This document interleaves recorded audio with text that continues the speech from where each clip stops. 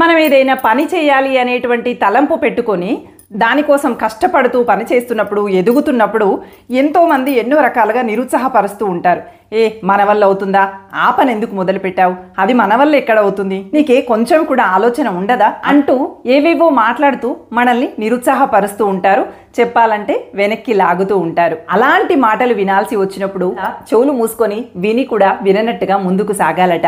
అదే ఎదిగిన తర్వాత అంటే విజయం సాధించిన తర్వాత ప్రతి ఒక్కరూ నీ మాటని జాగ్రత్తగా వింటూ ఉంటారు. నీ మాటల్లో కనుక పొరపాటున పొగరుబోతుతనం కనిపించిందా, నువ్వు సాధించిన విషయంలో ఆనందాన్ని క్షణంలో ఆవిరి చేస్తూ నువ్వు మాట్లాడినటువంటి మాటని 10 మందికి చేరవేస్తూ ఉంటారు. అందుకని ఎదిగిన తర్వాత నువ్వు ఆదర్శవంతమైనటువంటి వ్యక్తివి కాబట్టి చాలా జాగ్రత్తగా ఆచి తూచి మాట్లాడాలి. అంటే ఎదుగుతున్నప్పుడు చెవులని మూసుకోవటం, ఎదిగిన తర్వాత నోరుని తక్కువగా వాడటం అనేది ప్రధానమైనటువంటి అంశంగా గుర్తుపెట్టుకుని ముందుకు సాగితే ప్రశాంతత మన సొంతం అవుతుంది. ఇలాంటి విషయాన్ని ఉద్దేశించి కప్పల కథలని మనకు చక్కగా చెప్తారు. ఒక జార్లో కప్పలన్నీ వేసి మూత పెట్టకుండా వదిలేశారట. ఏంటి ఈ కప్పలు ఎగిరిపోతాయి కదా, ఎందుకు మూత పెట్టకుండా వదిలేశారు అంటే, అలా ఏం భయపడకండి, ఎందుకంటే ఒక కప్ప ఎగురుతూ ఉంటే రెండో కప్ప కాలు పట్టి లాగుతూ ఉంటుంది, మీరు దాని గురించి పెద్దగా ఆలోచించాల్సిన అవసరం ఏమీ లేదు, మూత పెట్టకుండా ఉన్నప్పటికీ కూడా ఆ కప్పలు ఎక్కడికి పోవు అని చెప్పాడట అక్కడ ఉన్నటువంటి వ్యక్తి. అంటే ఇక్కడ చూడండి, మనం ఏదైనా సాధించాలి అని తలపెట్టినప్పుడు మన వెనకాల ఉన్నటువంటి వాళ్ళు మనల్ని నిరుత్సాహపరుస్తూ నీ వల్ల అది కాదు, నువ్వు చేయలేవు అని చెప్పి నిరుత్సాహపరుస్తూ మనల్ని వెనక్కి లాగటానికి ప్రయత్నం చేస్తూ ఉంటారు. కానీ మనం అలాంటప్పుడే చెవులు మూసుకొని మన పనిని మనం చేస్తూనే ఉండాలి. ఇలాంటిదే మరో కథని చూస్తే, ఒక బావిలో చాలా కప్పలు ఉన్నాయట. ఈ చెవులు మూసుకోవటం వల్ల వచ్చేటువంటి ప్రయోజనం ఏంటో తెలియాలి అంటే మరో కప్ప కథ చూద్దాము. ఒక బావిలో చాలా కప్పలు ఉన్నాయి. బావిలో నీరు ఇంకిపోతుంది, ఎండిపోయేటువంటి అవకాశం ఉంది. అందుకని బావిలో నుంచి ఎగిరి మనం బయటికి వెళ్ళిపోయి ఎక్కడైనా చెరువులో వెళ్ళాలి అని చెప్పి నిర్ణయించుకున్నాయట. సో ఆ కప్పలన్నీ ఎగరటం మొదలు పెడుతున్నాయి. ఎంతకీ ఆ బావిలో నుంచి బయటపడేంత ఎత్తుకి ఎగరలేక అలాగే ఉండిపోతున్నాయట. ఇలా కొద్ది రోజులు ప్రయత్నం చేసి ఇంకా మన వల్ల కాదులే, చస్తే చచ్చాము, బతికితే బతికాము, ఇక ఇక్కడే ఉండిపోదాము అని చెప్పి అనుకున్నాయట. కానీ ఒక కప్ప మాత్రము వీళ్ళెవ్వరి మాటలు పట్టించుకోకుండా అది ఎగురుతూనే ఉంది. కింద ఉన్నటువంటి కప్పలు మాత్రం మన వల్ల కాదని ఎన్నిసార్లు చెప్పాలి, అది మన వల్ల కాదు, వృధా ప్రయాస, మనం అంత ఎత్తు ఎగరలేము, మనకి రెక్కలు లేవు, మనకు పెద్ద పెద్ద కాళ్ళు లేవు, ఎగరమాకు, ఉన్నన్ని రోజులు ఇక్కడే ప్రశాంతంగా ఉండు, ఎందుకు నీకు అంత అత్యాశ, మన వల్ల కాదని చెప్తున్నాం కదా అంటూ ఎంతో నిరుత్సాహపరుస్తూ ఉన్నాయట కిందున్నటువంటి కప్పలు. కానీ ఆ కప్ప మాత్రం ఏమీ పట్టించుకోకుండా ఎగురుతూనే ప్రయత్నం చేస్తూ ఉందట.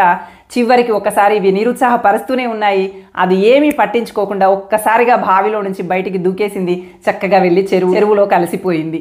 ఇక్కడ చూడండి, ఇలా ఆ కప్ప ఎంత నిరుత్సాహపరిచినా కూడా ఎందుకు నిరుత్సాహపడలేదు అంటే ఆ కప్ప చెవిటిదట. దానికి ఎవ్వరు ఎంత నిరుత్సాహపరిచినా కూడా వినిపించలేదట. అందుకని తను సాధించగలను అనేటువంటి నమ్మకంతో గట్టిగా మళ్ళీ ప్రయత్నం చేసి బయటపడి చెరువులోకి వెళ్ళగలిగింది. అలాగే మనం కూడా చెవులు మూసుకొని మనం చెయ్యాలనుకునేటువంటి పని పట్ల దృష్టి నిలిపి ఎవరు నిరుత్సాహపరిచినా కూడా అవేమీ పట్టించుకోకుండా విననట్టుగా ముందుకు సాగిపోయి ఖచ్చితంగా అనుకున్నది సాధిస్తే ఏ నోళ్ళైతే నిరుత్సాహపరిచాయో ఆ నోళ్ళే పొగుడుతూ మన పంతన చేరుతాయి. ఈ అంశాన్ని గుర్తుపెట్టుకొని ఎదిగేటప్పుడు చెవులు మూసుకున్నట్టుగా ప్రవర్తించటం, ఎదిగిన తర్వాత నోరు మూసుకున్నట్టుగా ప్రవర్తించటం అనేది మనిషికి ఉండాల్సినటువంటి ముఖ్యమైనటువంటి లక్షణం.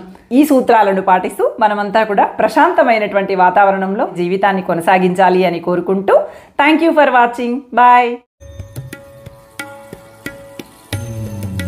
ఒక్క మాట చెప్తా, గుర్తుపెట్టుకో, ఎంతటి పరిస్థితులు ఎదురైనా తట్టుకొని నిలబడేటువంటి శక్తి నీ సొంతమైతే గొప్ప వ్యక్తిగా ఖచ్చితంగా ఎదుగుతావు, ఎదిగి తీరుతావు. అంతేకాని చిన్న కష్టాలకే భయపడుతూ అవమానపడుతూ చిన్నబుచ్చుకొని చేసేటువంటి పనిని వదిలిపెడితే ఎలా గొప్ప వ్యక్తి అవుతావు చెప్పు. శిల్పంగా మారాలంటే ఎన్ని దెబ్బలు తింటే శిల్పంగా నిలబడుతుంది. అలాగే వజ్రంలా మెరవాలంటే ఎన్నిసార్లు రగిలించబడితే వజ్రంలా మెరవగలుగుతుంది. అలాగే నువ్వు ఎన్ని బాధలని తట్టుకొని ధైర్యంగా నిలబడగలిగితే అంత గొప్ప వ్యక్తిగా ఎదుగుతావు. కొంతమంది ఉంటారు, ఏ విషయమైనా తమకే తెలుసు అనుకుంటారు. తమకి తెలిసిన విషయాలని, తమకి తెలియని విషయాలని అన్నింటినీ ప్రతి విషయంలో జోడించి చెప్తూ అన్ని విషయాలు నాకే తెలుసు అనుకుంటూ ఉంటారు. ఇలా అన్నీ నాకే తెలుసు అనుకునేటువంటి వ్యక్తుల్లో మీరున్నారా? అయితే జాగ్రత్త. అన్ని అంశాల్లో నువ్వే సరైనటువంటి వ్యక్తివి, అన్ని అంశాలు నాకే తెలుసు అనుకుంటే మాత్రం కొత్త అంశాలు ఏవి నేర్చుకోలేవు. పైగా నీ పైన గౌరవం కూడా తగ్గిపోయేటువంటి అవకాశం ఉంటుంది. అందుకని అన్ని అంశాలు నాకే తెలుసు, అన్ని అంశాల్లో నేనే సరైనటువంటి వ్యక్తిని అనుకునేటువంటి భావన లాంటి అడ్డుతెర ఏదైతే ఉందో ఆ అడ్డుతెరని కాస్త పక్కకు పెట్టి ఒక్కసారి ప్రపంచాన్ని చూడు.